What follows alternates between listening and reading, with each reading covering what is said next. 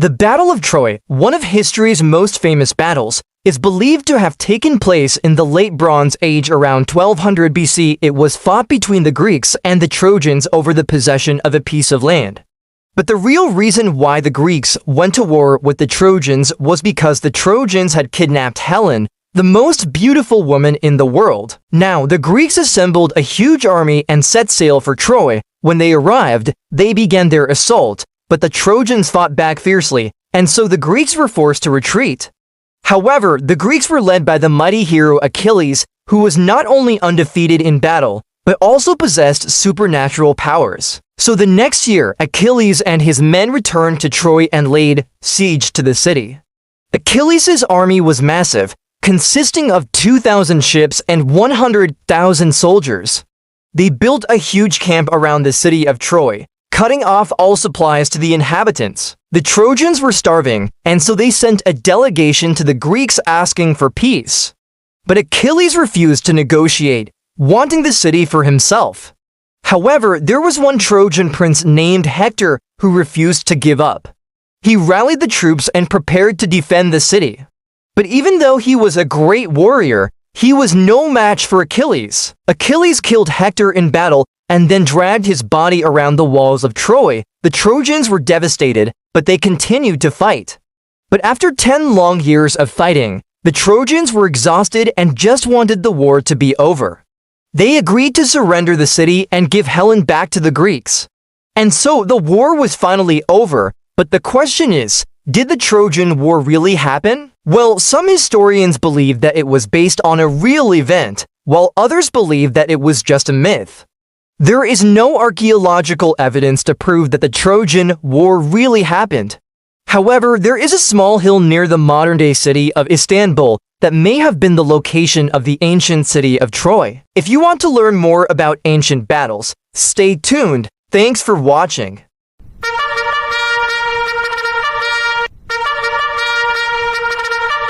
In the distant past, long before the dawn of recorded history, there existed a powerful city known as Troy. It was a fortified settlement nestled amidst the rugged terrain of Anatolia, now known as Turkey. Its strategic location near the Dardanelles Strait bestowed upon it a unique position as a hub of trade and cultural exchange. But Troy's prominence wasn't solely due to its geographical advantage. It was the seat of power for a succession of kings who had shaped the city's destiny. Among them, King Priam, the ruler at the time of the city's ultimate fate, stood out as a symbol of the city's greatness.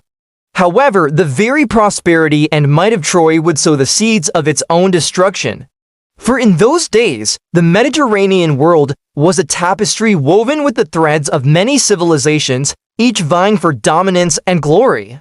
And when the balance of power shifted, Troy found itself caught in the crossfire of a war that would change the course of history forever. The seeds of the Trojan War were sown with the abduction of Helen, the wife of King Menelaus of Sparta. Paris, a Trojan prince, known for his good looks and charm, had been captivated by the tales of Helen's unparalleled beauty. Acting on the advice of his brother, Hector, he decided to seek her out. When he finally set eyes on her, he was spellbound. Though Helen was married, Paris, driven by his infatuation and the urgings of Aphrodite, who had promised to make him the most handsome man alive if he chose her in a contest among the gods, decided to abduct her and take her back to Troy. This audacious act, however, did not go without consequence. Menelaus, furious upon learning of his wife's disappearance, called upon the kings of Greece, led by his brother, Agamemnon, who was also the king of Mycenae. Together, they assembled a vast army, the likes of which had never before been seen on the shores of the Aegean Sea. With a fleet numbering in the thousands, they sailed across the water towards the city of Troy, determined to get Helen back or destroy the city. Upon their arrival, the Greeks laid siege to Troy, but the Trojans, led by King Priam and his valiant son, Hector, defended their city with unmatched tenacity. As the siege dragged on, the Greeks, frustrated by their inability to capture the city, devised a plan so audacious that it has echoed through the ages. They constructed a giant wooden horse, hollowed it out and filled it with soldiers. Then, pretending to have given up the siege, They left the horse as an offering to the goddess Athena and sailed away. Now, when the Trojans saw the Greek ships departing, they were filled with a sense of victory. Thinking the danger had passed, they brought the horse through the city gates. However, what they didn't know was that the Greeks had played a trick on them. As darkness fell, the soldiers hidden inside the horse emerged and opened the gates for the rest of the Greek army. Caught off guard, the Trojans were no match for the invaders. And thus, after 10 long years of conflict, Troy fell. The once mighty city was razed to the ground, its treasures plundered and its people either killed or enslaved. The victors returned home with tales of their valor, while the vanquished were left to pick up the pieces of their shattered lives. But the story of Troy is more than just a tale of war and victory. It is a timeless narrative that explores the depths of human emotions and the complexities of the human condition. It tells us about the destructive nature of love, the blinding influence of pride, and the lengths to which men will go for honor and glory. It's a reminder that even in the face of overwhelming odds, courage and determination can lead to triumph. And it serves as a cautionary tale about the dangers of deceit and the importance of being wary of gifts that are too good to be true. Let's take a closer look at some of the key players in this epic saga. First, we have Helen of Sparta, whose beauty launched 1,000 ships. She is often portrayed as a helpless victim of circumstance, but upon closer inspection, we find a woman who makes her own choices and bears the responsibility for her actions. Paris, the man who elopes with her, is depicted as a charming rogue, but he too is a complex character driven by desires that transcend mere physical attraction. Then there's Hector, the noble Trojan prince who fights valiantly to defend his city and his people. He embodies the ideal of the heroic warrior, but he is also a man torn between his duty to his homeland and his love for his family. And let's not forget Achilles, the invincible Greek hero whose wrath shakes the foundations of Troy. He is revered as a symbol of strength and invincibility, but even he has a weakness, his vulnerable heel. Through these characters, we gain insight into the human psyche and the motivations that drive people to greatness and to destruction. But the story of Troy isn't just about its characters. It's also about the setting that brings them to life. The city of Troy itself is more than just a backdrop for the action. It's a living, breathing entity that plays a vital role in the drama that unfolds. The Siege of Troy is one of the most intense and dramatic events in the ancient world. The Greeks and the Trojans fought with unwavering determination, each side desperate to claim victory and vindicate their honor. The battles were brutal and relentless, marked by acts of bravery, cunning, and sacrifice. Yet despite the violence and bloodshed, there's a strange sense of camaraderie that emerges between the two sides. The Greeks and Trojans, despite being sworn enemies, respected each other's strength and valor. They fought with honor and followed a strict code of conduct, even in the heat of battle. This is evident in the numerous duels that took place between the warriors of the two sides, such as the battle between Hector and Ajax the Lesser. These encounters weren't just about proving one's superiority in combat. They were also a way of paying respect to one's opponent and acknowledging their skills as a warrior. As the siege dragged on, the stakes became higher and the emotions ran deeper. The Greeks, led by their charismatic leader, Odysseus, employed every tactic at their disposal to break the Trojan defenses. They constructed elaborate machines to hurl stones and other projectiles over the city walls. They dug tunnels beneath the city to undermine its foundations, and they even attempted to bribe their way in.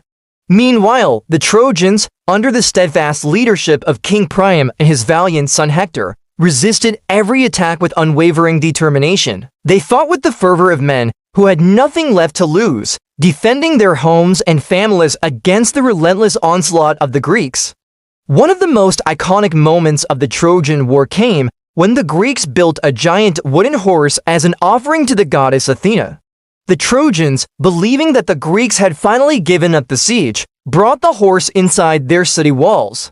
Little did they know that the Greeks had filled the horse with soldiers who would emerge in the dead of night and open the gates for the rest of the Greek army. This moment of betrayal and deceit is a testament to the cunning and the resourcefulness of the Greeks.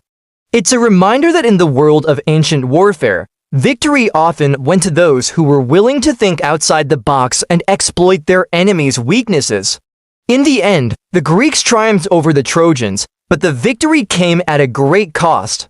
The war had lasted for 10 long years, and countless lives had been lost on both sides. As the Greeks prepared to leave Troy, they carried with them the memory of their fallen comrades, as well as the knowledge that even in the face of overwhelming odds, courage and determination could lead to triumph. Today, the ruins of Troy stand as a testament to the enduring legacy of this ancient city.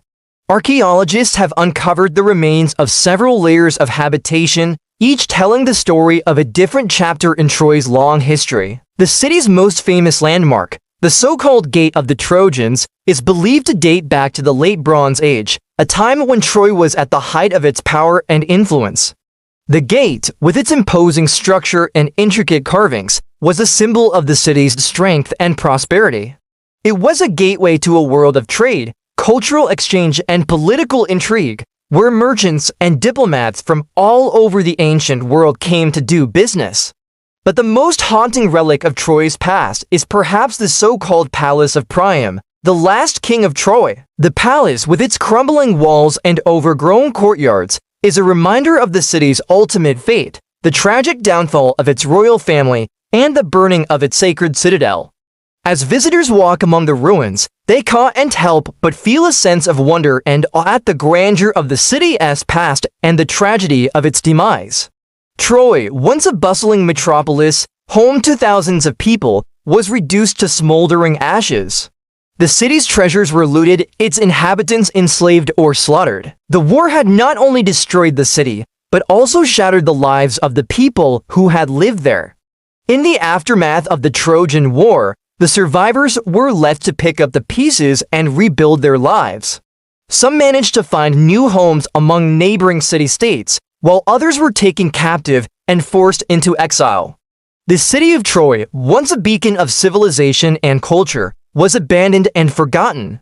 For centuries, the site of Troy lay in ruins, a silent testament to the horrors of war and the fragility of human civilization. The city's fall marked the end of an era, the decline of an age when mighty empires rose and fell with the turn of a king's favor or the whim of a god's decree.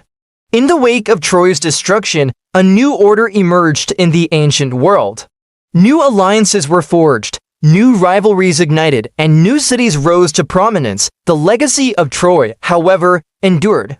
The story of the Trojan War became a timeless epic, a tale of love, betrayal, heroism, and despair that has resonated with people throughout the ages. The characters of the Iliad became immortalized in poetry and art, while the city of Troy became a symbol of human resilience and the enduring power of storytelling.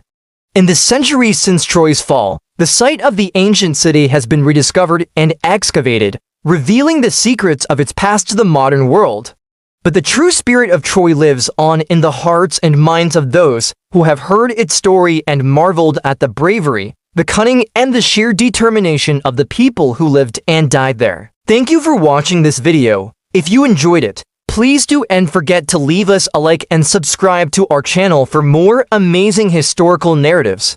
Ancient History vs. Greek Mythology, which tells us more about the Trojan War.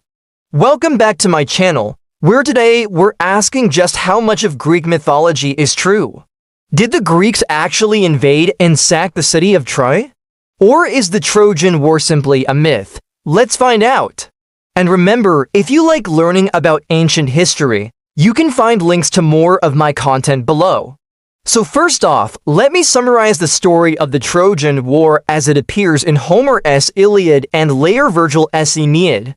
The story begins with a beauty contest of all things. The goddesses Hera, Athena, and Aphrodite were vying for the title of most beautiful, and they decided to leave it up to Paris, a Trojan prince, to determine the winner. Each goddess offered him something if he chose her as the fairest. Athena promised him wisdom beyond his years, Hera promised him power over all of Greece. And Aphrodite, she saved the best for last. She offered him the most beautiful woman in the world.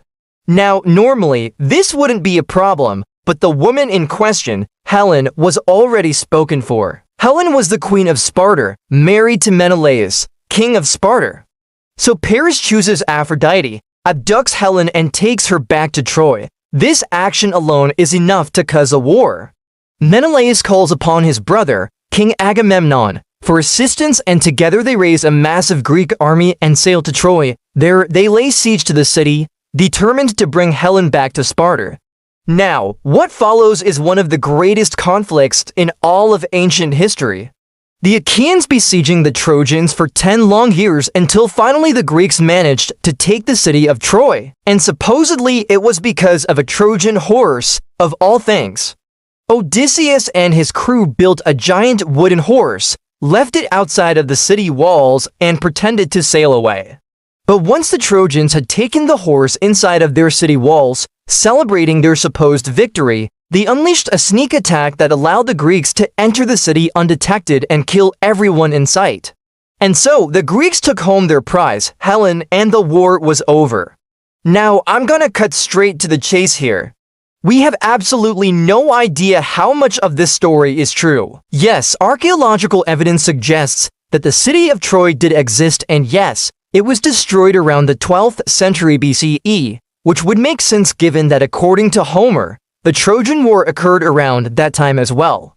But that's about as far as the connections go. And while some scholars believe that the war was caused by the abduction of Helen, I think that's also a stretch. Why would the Spartans go to war over the abduction of their queen? Keep in mind, back then, it was fairly common for powerful men to have harems of women. In fact, Helen's husband, Menelaus, reportedly had several other women in his court. So Helen herself wasn't exactly unique. That being said, this doesn't mean that the Trojan War didn't happen. Instead, I think it means that the war wasn't fought over the abduction of Helen, but rather over something more practical, such as trade disputes or control over the Dardanelles Strait. But what about the people involved, Achilles, Hector, Odysseus?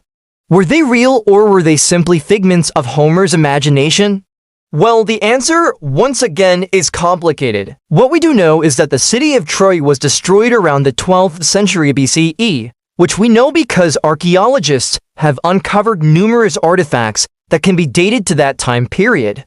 Unfortunately, we don't have anything from the 12th century BCE that mentions any of these famous people.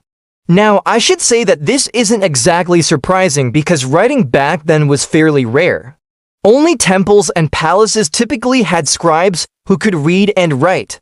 So chances are most people couldn't even sign their own name. So the absence of written records telling us about Achilles and the other heroes doesn't rule out the possibility that they existed. After all, someone had to fight in the war. And surely some of these soldiers became legends in their own right, at least in oral tradition. The problem is separating those few real people from the many, many mythical ones.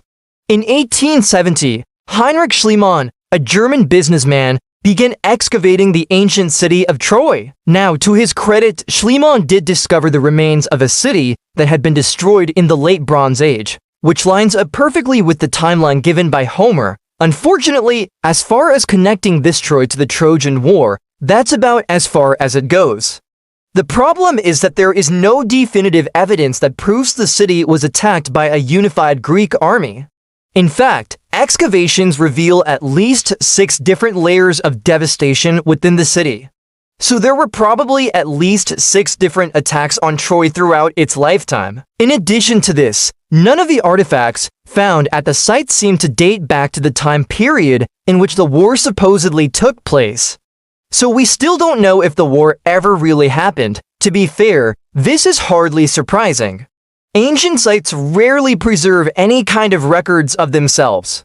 Even Rome, one of the most influential cities in the history of the world, has very few artifacts that date back to its founding in the 8th century BCE. As for the famous Trojan Horse, there is no evidence that it ever existed. In fact, the earliest mention of the Trojan Horse comes from a letter written by Roman philosopher Pliny the Younger nearly 2 millennia after the supposed sack of Troy. Even he mentions it only in passing, leaving us with little to go on except speculation and, of course, Virgil's Aeneid. In that poem, the citizens of Troy apparently take the horse inside the city walls as a gift from the departing Greeks. They parade the statue around the city, half expecting the Greeks to launch an attack from atop the structure. Once they've made it back to the safety of the city gates, they leave the horse standing alone in the street and rush back to their homes. Supposedly, Laocoon, a Trojan priest, tries to warn the others that the statue is a trick and that they should destroy it immediately. But no one listens to him. Instead, they celebrate their supposed victory, lulled into a false sense of security. That night, while the rest of the Trojans slept, a small band of Greek soldiers emerged from the horse and opened the gates to the city, letting in the rest of the Greek army. Before anyone knew what had happened, the Greeks had slaughtered every single person inside the city. Now, this is the version of events as written by Virgil. But in Homer's Iliad, it was Laocoon's son who took a spear and tried to stab the horse, angering Poseidon. Poseidon sent a pair of serpents to punish the boy, killing him and his father as punishment for their impiety. The surviving Trojans, shocked by this sudden divine intervention, listened to their priestess Cassandra and surrendered the city. Again, though, the stories tell us more about the Romans and Greeks who wrote them than the actual Trojan War itself. After all, the Iliad contains several references to the gods intervening in the battle. Zeus, Poseidon, and Hades each swear oaths by their beards that they won't interfere with the war, establishing a sort of divine neutrality. Meanwhile, Athena clearly sides with the Greeks, while Aphrodite, Ares, and Apollo side with the Trojans. And these aren't merely symbolic either. When Zeus allows the god of earthquakes to shake the earth during a battle, he quite literally intervenes in the fighting. Then there's the prophecy that Achilles is destined to die young. This sets him on a path of self-destruction. He could have easily ignored the prophecy and lived a long life, but instead he decides to make the best of the situation, carousing day and night to enjoy himself as much as possible before his death. Of course, this decision is fatal and leads to his downfall. And yet the fact that the characters in the Iliad behave this way tells us more about the Greeks who wrote the story than the Trojans who supposedly inspired it. After all, the Greeks believed that everything happened for a reason. If a man was fated to die young, he might as well enjoy his life to the fullest. But does this prove that the Trojan War never happened? Not quite. Just because some things in the Iliad seem unbelievable, that doesn't mean the entire story is false. Remember, the story of Romulus and Remus, the founding of Rome, was recorded by Livy, a Roman historian who wanted to instill a sense of patriotism in his audience. So he crafted a story about how Rome was founded by descendants of the gods themselves. That doesn't mean Rome wasn't founded by humans. It just means that Livy thought his audience would respond better if he embellished the story a bit. And who knows, maybe Homer did something similar. The Iliad and Odyssey are poetic works of art that reflect the culture and beliefs of the people who created them. So even if the Trojan War didn't happen exactly as described in the Iliad, it likely did occur in some form or another. Conflicts arose between the Mycenaean Greek kingdoms and various cities in Asia Minor, including Troy, but as time passed, these conflicts were transformed into epic narratives. The heroes of the battlefield became legendary warriors whose exploits were exaggerated. And eventually, the entire conflict became known as the Trojan War. The truth may be buried beneath the sands of time, but one thing is certain: the story of the Trojan War continues to fascinate us thousands of years later. Now, I want to hear from you. Do you think the Trojan War actually happened? And if so, do you think it was fought between the Greeks and Trojans over the abduction of Helen? Let me know your thoughts in the comments below. Also, please remember to subscribe to the channel and come back next time for more videos about ancient history. The sack of Troy was one of the most important events in ancient Greek mythology. It is an epic tale where human will is inseparably intertwined with divine intervention, a clash between the mortal and the immortal. But which gods are we talking about? What role did they play in the war? And how did they decide the fate of the entire city? This is the story of the Trojan War, the fall of Troy, told by the gods themselves. Welcome back to the channel. Today we'll take a closer look at the role of the gods in the Trojan War, their influence on both sides, and how their personal ambitions and rivalries contributed to the rise and fall of the great city of Troy. From the very beginning, the gods played a decisive role in shaping the city's fate, starting from the causes of the war to the final moments of its destruction. In Greek mythology, wars were not merely human conflicts, but sacred battles driven by the desires and personal rivalries of the gods. The story began with the judgment of Paris, a young Trojan prince. Paris was tasked by his father, King Priam, to select the most beautiful among three goddesses: Hera, goddess of marriage, queen of Olympus and wife of Zeus; Athena, goddess of wisdom, courage, inspiration, civilization, law and justice, daughter of Zeus and sister of Ares; and Aphrodite, goddess of love, beauty, pleasure and procreation, daughter of the Titans Uranus and Gaia. Each goddess wanted to win over Paris and persuade him to choose her. Hera offered him power and wealth, while Athena promised him wisdom and victory in battle. However, it was Aphrodite's enticement of the most beautiful woman in the world that swayed Paris' choice. He chose Aphrodite, but she kept quiet about Helen being married, the wife of Menelaus, the king of Sparta. This caused quite a stir among the gods. Hera and Athena were outraged, since Paris chose not them, and they swore to punish Troy and Paris. So the war between the Greeks and Troy became a sacred conflict, with the gods taking opposing sides, each pursuing their own objectives. Let us now see what role the gods took during the war. First, we must note that during the Trojan War, the gods did not fight themselves, only influencing the humans on Earth and intervening in crucial moments. Zeus, the supreme leader of the Olympians and god of the sky and thunder, was reluctant to openly support either side, striving to maintain neutrality. He wished to protect the Trojans as his wife, the goddess of the hearth and domestic life, was a Trojan princess. But even Zeus couldn't keep away from intervening. He sent Hermes to persuade the Greeks to sacrifice. However, the Greeks refused, leading Zeus to reveal the goddess Thetis, mother of Achilles, to them. She warned of Achilles' imminent demise and urged him to return home. The Greeks accepted the revelation and dispatched Achilles. Consequently, the Trojans gained the upper hand. Zeus then ordered Hermes to advise the Trojans to sacrifice again, which they did. Then he revealed to the Trojans the prophecy that their city would be destroyed. Enraged, the Trojans attacked the Greeks, killing many, including Patroclus, Achilles' close companion. Consumed with grief and rage, Achilles returned and killed Hector, Paris' brother, whom he held responsible for Patroclus' death. Later, Zeus allowed Paris to kill Achilles with an arrow guided by Apollo to Achilles' heel. After Achilles' death, Zeus sided with the Trojans, believing the Greeks were arrogant and needed a lesson in humility.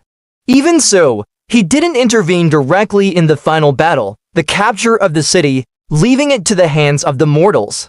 Hera, the goddess of women, marriage, family, childbirth, child-rearing, the moon, the stars, and queen of Olympus, was furious when Paris chose Aphrodite over her. Vengeful Hera actively worked against Troy throughout the war, helping the Greeks and cursing the Trojans. She even helped Menelaus escape death twice, once by sending a whirlwind to carry him off the battlefield and another time by ordering Iris to deliver him to Sparta. Athena, the goddess of wisdom, courage, inspiration, civilization, law and justice, fair play, strategic warfare, and mathematics, was also slighted by Paris. As she was one of the three goddesses who had been passed over, she sought revenge on Troy and supported the Greeks. She was also instrumental in the planning of the Trojan Horse, urging the Greek hero Odysseus to build it. Athena aided the Greeks with keen eyesight, enabling them to spot hidden foes and alerted them to impending ambushes. She strengthened the walls of the ships, foiling Poseidon's attempts to sink them and rescued Menelaus from death. Additionally, Athena bestowed her aegis upon the Greeks, enhancing their defenses and causing terror among the enemy ranks. Moreover, she healed the wounds of Telemachus when he was injured by a boar while hunting. And she gave him courage and strategy during his journey to find his father, Odysseus. Poseidon, the god of the sea, earthquakes, storms, and horses, wasn't happy with King Lycomedes of Troy for not making proper sacrifices to him. So he sided with the Greeks and caused earthquakes near the city of Troy, making it difficult for the Trojans to sleep. Poseidon also damaged the ships of the Achaeans, causing many deaths. Despite this, the Trojans endured, and after the war, when Poseidon saw that the Greeks had captured Troy, he calmed the seas, allowing them to sail home.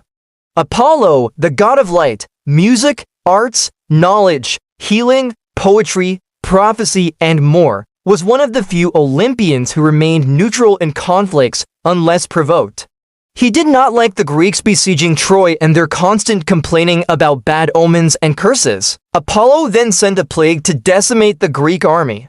Calchas, a Greek seer, interpreted Apollo's message through the plague, demanding Agamemnon sacrifice his daughter, Iphigenia.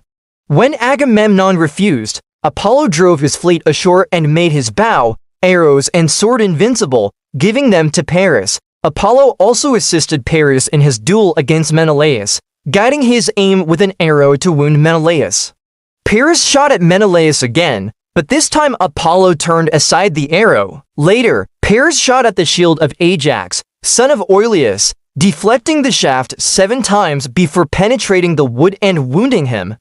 Paris also shot at Machaon, son of Asclepius, god of medicine, guided by Apollo, who was angry that the Greeks taunted Machaon for failing to heal the wounded Ajax. Ares, the god of courage, bloodshed, violence, war, and martial skill, son of Zeus and Hera, fought alongside the Trojans, assisting them in battle and favoring their cause. He enjoyed war and strife, reveling in the bloodshed and carnage. Aphrodite, the goddess of love, beauty, pleasure, and procreation, daughter of the Titans Uranus and Gaia, had previously sided with the Trojans because Paris had chosen her in the judgment. However, after the Trojan horse had been brought into the city, she warned the Trojans not to bring it inside.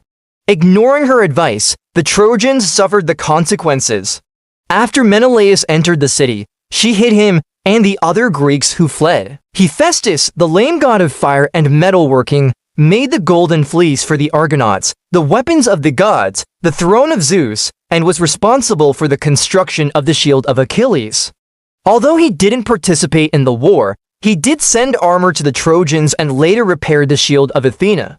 Demeter, the goddess of the earth, fertility, agriculture, harvest, the seasons, and the fertility of animals, stayed out of the war, focusing on her domain, but she did show displeasure with the Trojans. Once when a bird from Troy dropped a flower on her head, she cursed the land to face famine until the flower fell apart.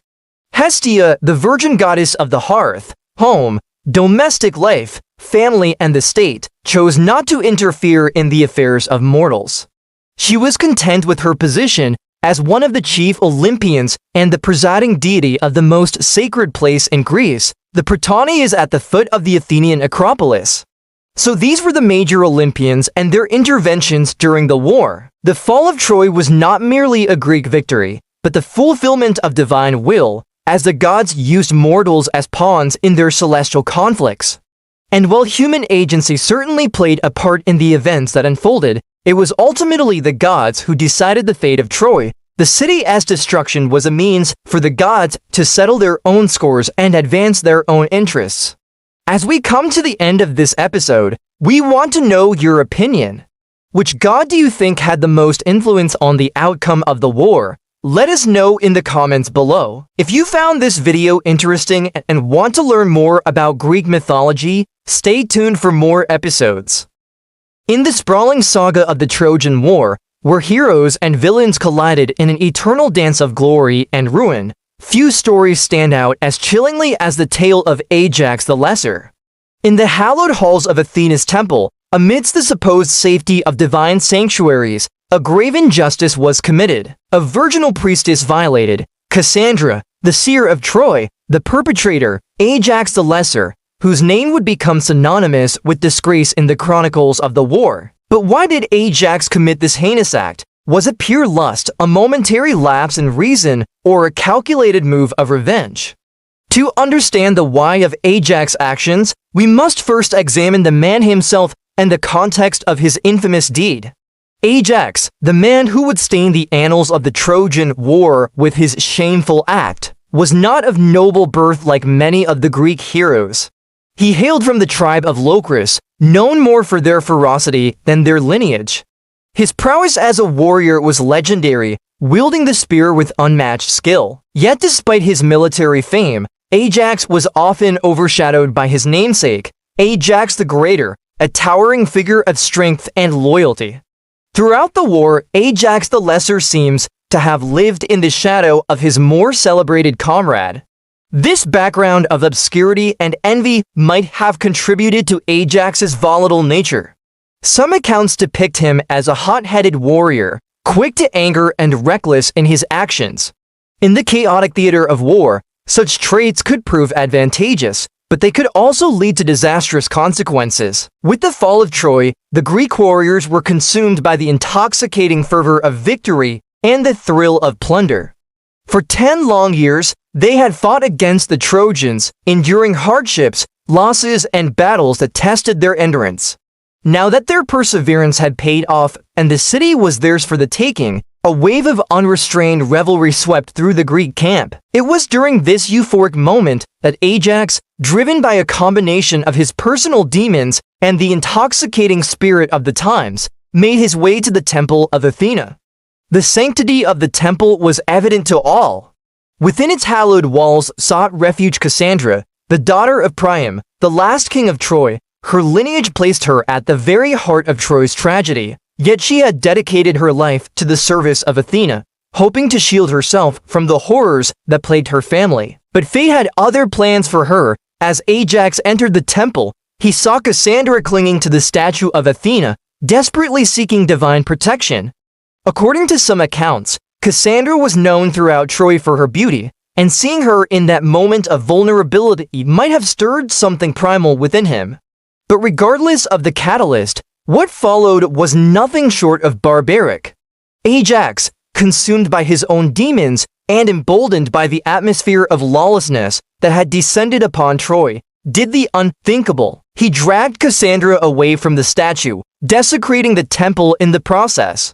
And then he violated her within the sanctuary itself, turning a place of worship into a den of immorality. This was not merely a crime, it was a sacrilege, a violation of the most fundamental laws of the society, a transgression against the gods themselves. Yet it was not just Cassandra who suffered at the hands of Ajax. The statue of Athena, silent witness to the unfolding horror, was also defiled. Its toppled form lay as a testament to the destruction of sanctity that had occurred within the temple walls.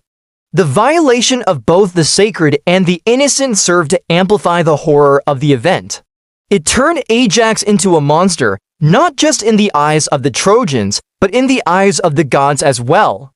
The consequences of Ajax's actions were swift and severe. The gods, particularly Athena, were incensed by the desecration of her temple and the violation of a priestess. Some versions of the myth state that Athena, deeply wounded by the sacrilege, cursed Ajax and his followers, dooming them during their journey home. As the Greeks prepared to leave Troy, Ajax and his men set sail for Greece, believing they had conquered the seas as they had conquered Troy, but they had not reckoned with the wrath of Athena.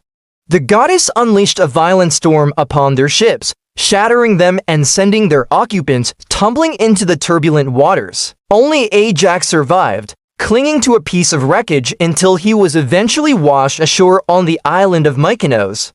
There he was met with a tragic end, as the rocks on which he landed tore apart his already shattered vessel, bringing an end to the sorry saga of Ajax the Lesser. However, there is another version of the aftermath of Ajax's crime. In this telling, instead of being tossed about in the sea, Ajax was met with an even crueler fate. After committing his abominable act, Ajax sailed away from the shores of Troy, hoping to escape the looming consequences of his actions.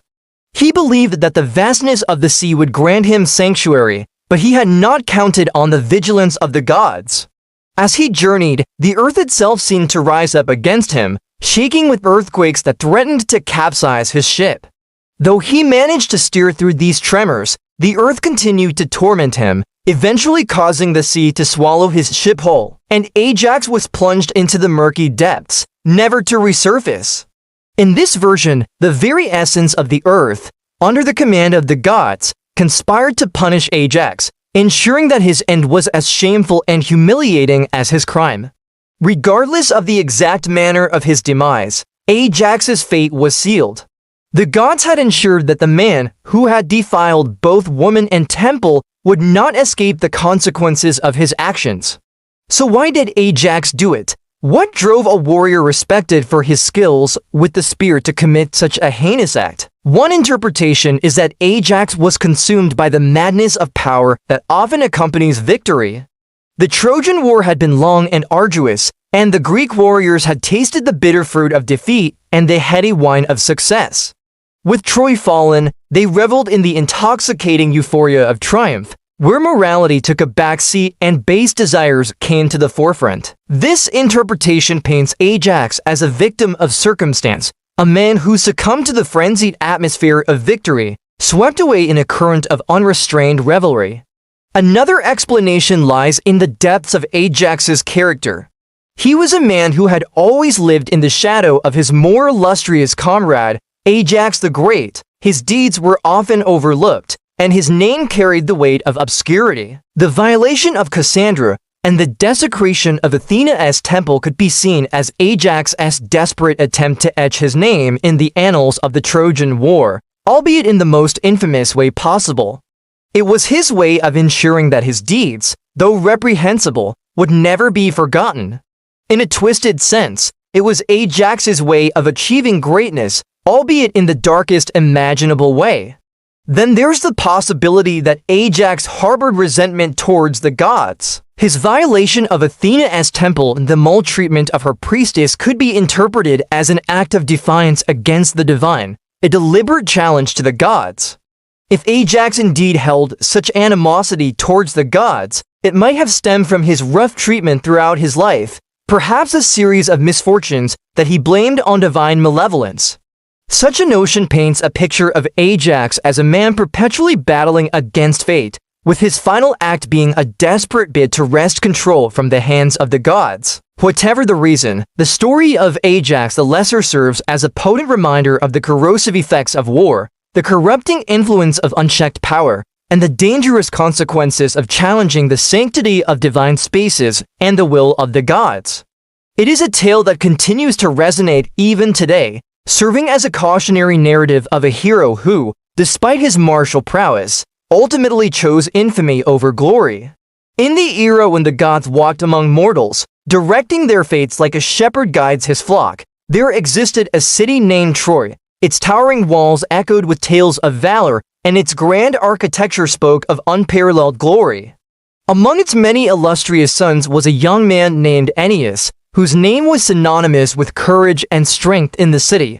However, not all was well in Troy. An ominous prophecy cast a shadow over the city, foretelling that it would be brought low by none other than one of its own valiant sons. The details of this prophecy remained cryptic, known only to a few, but its implications were clear. Should any son of Troy choose to unearth the secrets of the war, they would unleash a calamity that would turn the city's glory into ashes. This prophecy hung heavy in the air like a storm cloud, a constant reminder that fate had a cruel twist in store for Troy. But young Aeneas, driven by curiosity and perhaps a touch of naivety, was not one to let an enigma stand. He decided to unravel the mystery, no matter the cost. As Aeneas delved deeper into the prophecy, he found himself entangled in a labyrinth of deceit and danger. Each step forward brought him closer to the truth, but also closer to the peril that awaited. Meanwhile, oblivious to Aeneas's solitary investigation, the people of Troy carried on with their lives, basking in the glow of their city's prosperity. They reveled in their good fortune, unaware that a single wrong step could shatter the very foundation of their existence. Yet fate, it seemed, had a perverse sense of timing. Just as Troy reached the zenith of its glory, a series of unfortunate events began to unfold, each event chipping away at the city's prosperity like a relentless sculptor. Their misfortunes were subtle at first, mere inconveniences that tested the patience of the Trojans. But as time passed, these inconveniences grew, transforming into calamities that shook the city to its core. Amidst this turmoil, a sense of foreboding settled over Troy, a feeling that something was terribly amiss, yet no one could quite put their finger on it. The once vibrant city was now shrouded in fear, the laughter of children replaced by the hushed tones of worried parents, the cheerful chatter of merchants by the anxious murmur of haggling customers. Even the gods, it seemed, were watching intently, their faces grave as they observed the unfolding drama below. The people of Troy, confused and terrified, turned to their leaders, hoping for guidance. But even the wisest among them were at a loss, unable to decipher the cryptic prophecy or the reasons behind their sudden misfortunes. In the midst of this growing chaos, one man stood out, a beacon of hope in a sea of despair. It was Aeneas, who, despite the danger he had uncovered, refused to let his city perish without a fight. Now realizing the gravity of the situation, he resolved to take action, to confront the darkness that was enveloping Troy and find a way to stop it. He knew that the task before him was daunting, possibly even futile, but he was not daunted. He was Aeneas, son of Troy, and he would not stand idly by while his city crumbled into ruin. Meanwhile, unaware of what was transpiring within the city, the gods continued their game of celestial chess, moving the pieces according to their whims. They watched as Troy reeled from one calamity to another, their amusement growing with each passing moment. But little did they know that their amusement would soon turn to shock and then to terror. For Aeneas had uncovered the truth behind their machinations, and he was ready to confront them. As the sun set over the horizon, casting long shadows across the land, Aeneas stood before the city gates, his eyes fixed on the path ahead. He had made up his mind. He would confront the gods, even if it meant risking his life. With a deep breath, he stepped out of the city, his gaze unwavering. He walked with purpose, his steps echoing the determination in his heart. As he ventured further, the familiar sounds of the city slowly faded away, replaced by the chirping of crickets and the rustling of leaves. The path ahead was dark, the trees forming a canopy that blocked out the starlight. But Aeneas did not falter. He pressed on, his determination fueled by his love for his city and his people. Suddenly, the trees parted, revealing a clearing bathed in ethereal light. In the center stood a majestic oak, its branches reaching towards the heavens as if in prayer. Beneath the oak lay an altar, and beside it sat a woman of ethereal beauty. Her eyes, deep pools of wisdom, seemed to hold the secrets of the ages. As Aeneas approached, she turned, her gaze meeting his, a knowing smile played on her lips. "You have come far, young one," she said, her voice like the chime of silver bells. "I have been expecting you. Who are you?" Aeneas asked, his voice echoing in the stillness. "Why have you called me here?" The woman's smile widened. "I am the guardian of this place," she said. "And you, Aeneas, son of Troy, are at a crossroads. Your city is in peril, and the fate of its people hangs in the balance. The gods have decreed that Troy must be destroyed. But they have also given you the power to change their minds." Aeneas's eyes widened in disbelief. "How can I, a mere mortal, defy the gods?" he asked. The woman's smile faded, replaced by a look of solemn resolve. "You have within you the spirit of Troy, the courage of your ancestors, and the love for your city burns bright within you. Use these, Aeneas, and you may yet save Troy." With that, the woman vanished, leaving Aeneas alone in the clearing. The words echoed in his ears, and he felt a surge of determination. He would save Troy, even if it meant defying the gods. As dawn broke, bathing the world in golden light, Aeneas emerged from the forest, his face resolute, his steps firm. He had spent the night in deep thought, strategizing, planning, and he was ready. He knew what he had to do. That day, Aeneas addressed the people of Troy. His words, though simple, resonated with the hearts of the Trojans. He spoke of their glorious past, their present tribulations, and the hope for a better future. He told them about the woman in the clearing, the spirit of Troy, and the task that lay before them. The Trojans, inspired by Aeneas's words, rallied together. Fear had given way to determination, despair to hope. Together, they devised a plan. They would build a new Troy, a city that would not just be a replica of the old, but would embody the spirit of resilience, courage, and hope. With a shared purpose, the Trojans got to work. They rebuilt their homes, their businesses, and most importantly, their spirits. Day by day, Troy rose from the ashes, stronger, more united than before. And as the weeks turned into months, Troy became a beacon of hope, not just for its people, but for all who heard their tale. Word of their resilience spread far and wide, reaching the ears of the very gods who had plotted their downfall. They watched in disbelief as the people of Troy, led by Aeneas, defied the prophecy and rebuilt their city. Their amusement had turned to grudging respect, their malevolence to cautious observation. The gods, for the first time in a long while, were caught off guard. They had underestimated the spirit of Troy, the courage of its people, and the determination of their leader. And as Troy prospered under Aeneas's leadership, the gods realized they had made a grave mistake. They had chosen to meddle in the affairs of mortals, and now they were paying the price. Thus, the story of Troy serves as a timeless reminder that prophecies are not absolute, that courage and determination can overcome even the greatest of odds, and that even the mighty gods can be humbled by the indomitable spirit of mortals.